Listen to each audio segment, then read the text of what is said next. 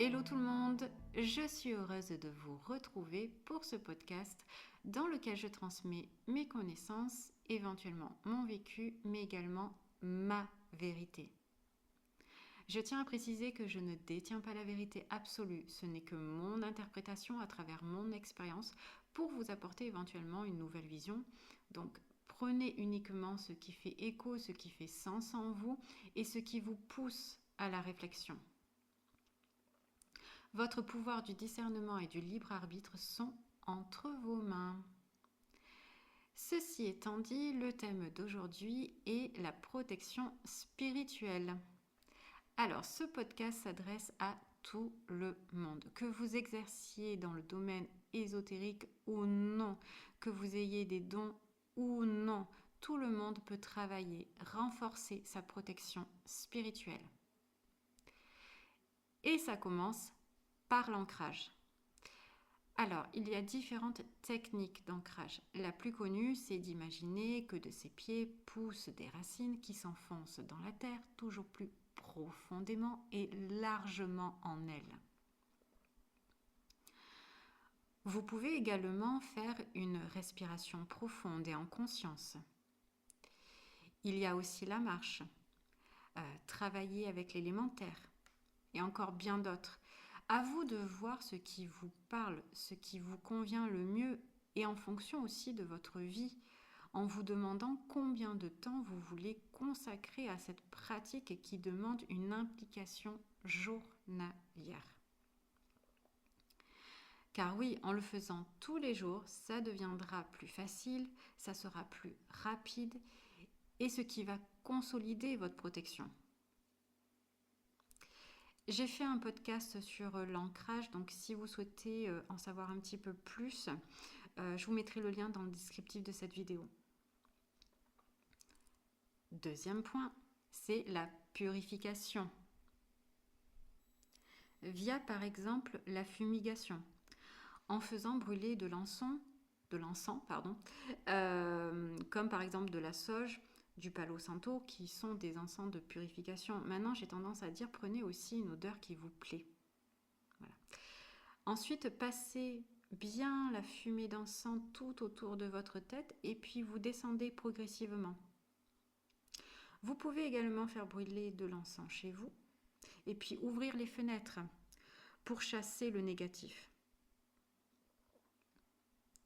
Le gros sel purifie également. Vous pouvez en porter sur vous, en mettre chez vous dans des ramequins, en y posant une intention, car le gros sel absorbe le négatif. Sans oublier la douche. Et oui, l'eau purifie. Donc, vous pouvez pratiquer ce qu'on appelle une douche purificatrice.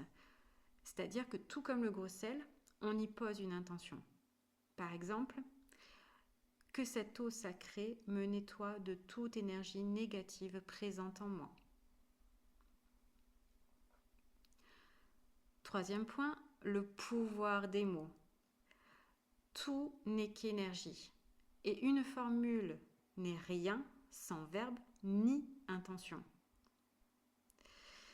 Ce n'est pas tout de faire une demande, il faut prendre le temps de bien choisir ses mots, d'y mettre l'énergie nécessaire pour que ça soit juste et bon pour vous. C'est pour ça que souvent je conseille aux personnes de prendre un papier, un crayon, voilà, comme ça c'est plus clair.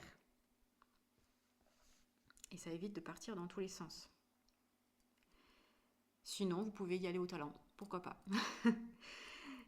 Quatrième point, la bulle de protection, le classique, on visualise une bulle ou un bouclier si vous préférez, se dessiner tout autour de vous, visualiser quelque chose de solide.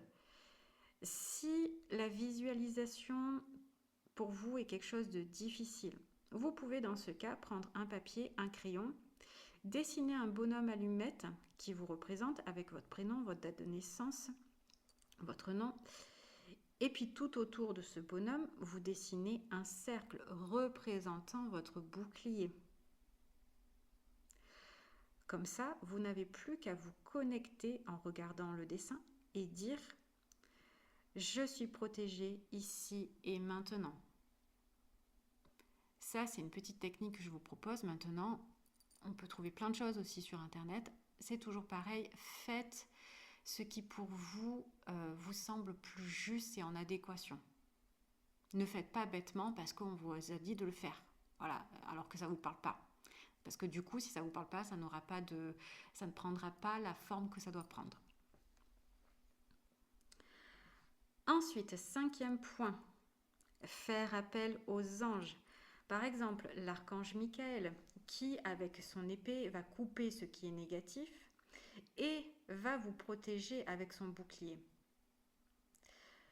Vous avez l'archange Raphaël qui est associé à la guérison et à l'abondance. Sans oublier vos anges, vos guides qui sont là pour vous accompagner au quotidien, à condition de les solliciter. Car nous avons notre libre arbitre, donc ils ne peuvent pas intervenir, ils ne peuvent pas agir s'il n'y a pas de demande de votre part. 6e point, vous pouvez utiliser les pierres. Par exemple, l'œil du tigre, qui protège des mauvaises intentions et agit comme un effet miroir, donc ça renvoie. L'améthyste, qui est la pierre de la spiritualité, va protéger le psyché et transmuter les énergies négatives en énergies positives. La pyrite, elle, est associée au chakra racine grâce à ses vertus protectrices. Elle offre un ancrage énergétique. Maintenant, là aussi, il y a différentes pierres de protection et j'ai tendance à dire, choisissez celle qui vous appelle, passe en fonction de ses vertus. Parce que du coup, elle va agir là où elle doit agir.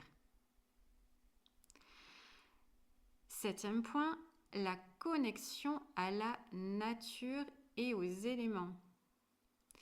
On le sait, une balade en forêt va nettoyer, purifier, renforcer l'ancrage grâce aux éléments, notamment l'élément de terre avec la marche.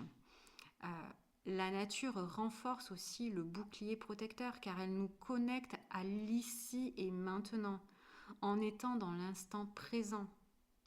Elle nous relie du coup aux éléments terre, air, feu, eau. La matière, la purification, la transformation, l'harmonie. Pour celles et ceux que ça intéresse, je propose une initiation force sacrée de la nature avec les éléments et un accompagnement message de la nature. Je vous mettrai le lien dans le descriptif de cette vidéo. 8e point, respirer. Eh oui, c'est le truc tout bête, prendre le temps de respirer, de le faire en conscience, pour justement respecter son propre rythme. Parce qu'on est dans une vie où on nous impose de manière inconsciente, consciente, un certain rythme qui n'est pas forcément en accord avec le nôtre. Et du coup, c'est ça qui est aussi souvent créé, au pire des cas, un burn-out. Parce que tout va trop vite et on se laisse submerger. Et l'image que l'on me montre, c'est comme un gouffre, comme si on était pris dans un gouffre ou dans un tourbillon et on n'arrive plus à relever la tête de l'eau, quoi. Donc vraiment, prenez le temps de respirer. Donc ça implique de se poser. Je ne vous dis pas de vous poser pendant 1 heure, mais il faut prendre du temps pour soi, c'est important. 9e point, l'amour. Cultiver l'amour, la tolérance, la gratitude. Ça, c'est quelque chose qu'on a tendance à être frustré parce qu'on n'a pas. Être focalisé sur ça, sur ce qu'on n'a pas encore acquis, que ça soit matériel ou pas, qu'on en oublie d'être dans la gratitude pour ce que l'on a et pour ce que l'on a déjà parcouru. Donc, cultiver l'amour, la tolérance, la gratitude et d'être dans le respect du donner-recevoir. car l'amour, faut pas oublier, chasse le négatif.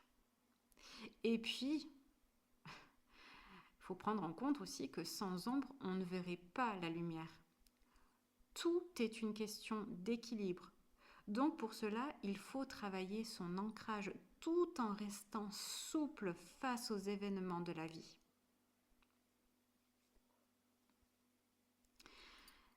Dernier point sur la protection, l'univers n'aime pas le vide. Donc quand on enlève du négatif, on le remplace par du positif. Pour vous donner une image parlante, et excusez-moi déjà pour l'image, mais au moins c'est parlant, comme je viens de le dire. Si vous videz un seau de fumier, d'accord? Eh bien, vous le remplacez par de l'eau ou par des fleurs, peu importe.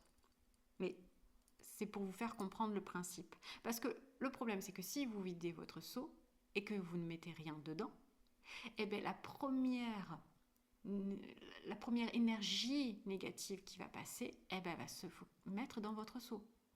Tandis que si vous le remplissez d'amour, parce que tant qu'à faire, autant le remplir d'amour, hein, de choses positives, d'énergie bienfaitrice, eh ben, ça ne pourra pas s'infiltrer comme ça le veut. Ok? Ensuite, savoir dire non.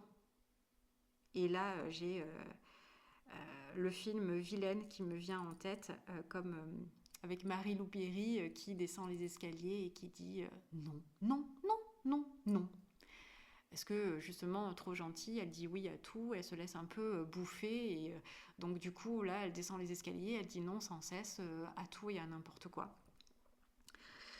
Alors, et là aussi, pour vous donner un exemple, vous n'allez pas faire un déménagement alors que vous venez de vous bloquer le dos. C'est évident, mais il y a des fois où on veut tellement être dans le service, on veut tellement être là pour l'autre, qu'on oublie la priorité qui est soi quand même, et qu'on oublie son bien-être. C'est là où c'est dangereux, ne pas oublier son bien-être dans tout ça. Ensuite, poser un cadre. J'ai une amie qui une fois m'a dit moi tu sais je regarde pas le courrier ni le vendredi ni le samedi ni le dimanche parce que s'il y a une mauvaise nouvelle très souvent c'est lié à l'administration, donc le vendredi il y a peu de chances que j'arrive à les joindre, hein, les bureaux, et ils sont fermés le week-end, donc ça sert à rien que je me pourrisse le week-end, autant attendre lundi. Vous voyez, c'est des petits trucs tout bêtes, mais effectivement si vous savez qu'il y a quelque chose qui va vous polluer, autant l'éviter.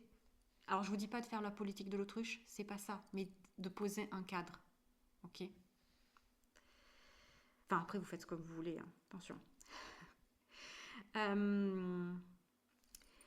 Identifiez ce que vous pensez être une faiblesse et qui s'avère être très souvent un atout précieux. Je m'explique. Une fois, on m'a reproché d'être trop sensible. J'ai répondu à cette personne, ben oui, c'est parce que j'ai cette sensibilité-là qui me fait dire que ça n'est pas bon pour moi.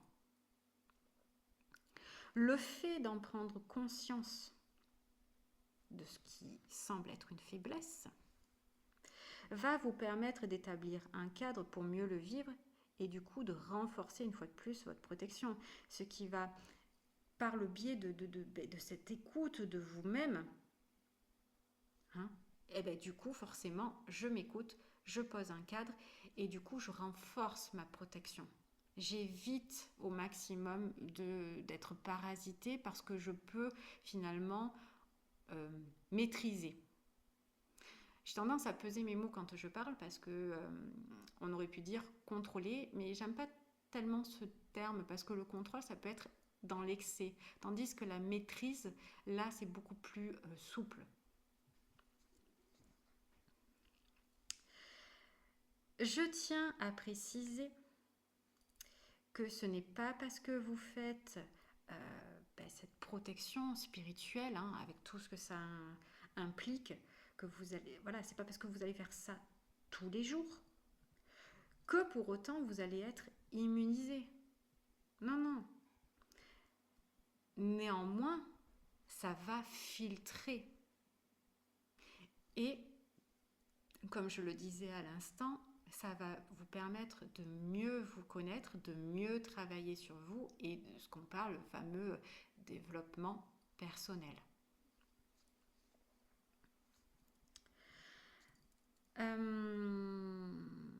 Et bien écoutez, pour clôturer ce podcast, en bonne druidesse que je suis, ah oui, et dernière petite chose, excusez-moi, je fais un peu machine arrière. Le fait de faire tout ça, hein, comme le dit l'adage, il vaut mieux prévenir que guérir. Voilà, donc là c'est la bonne, on reprend. Pour clôturer ce podcast en bonne druidesse que je suis, je vous propose d'œuvrer avec la sauge. La sauge du latin salvia, salvar ou salvare, hein, je n'ai pas fait de latin, qui veut dire sauver, guérir. Donc pour la guérison et la purification spirituelle. Et puis en pierre, je vous propose la pyrite, comme on a vu tout à l'heure, pour repousser les énergies négatives et les pollutions énergétiques. Voilà, si vous avez aimé, n'hésitez pas à vous abonner à ma chaîne, à liker, à commenter, à partager, à vous rendre sur mon site pour découvrir mon travail de druidesse. Et puis moi, je vous remercie infiniment pour votre écoute et je vous dis à bientôt. Bye bye!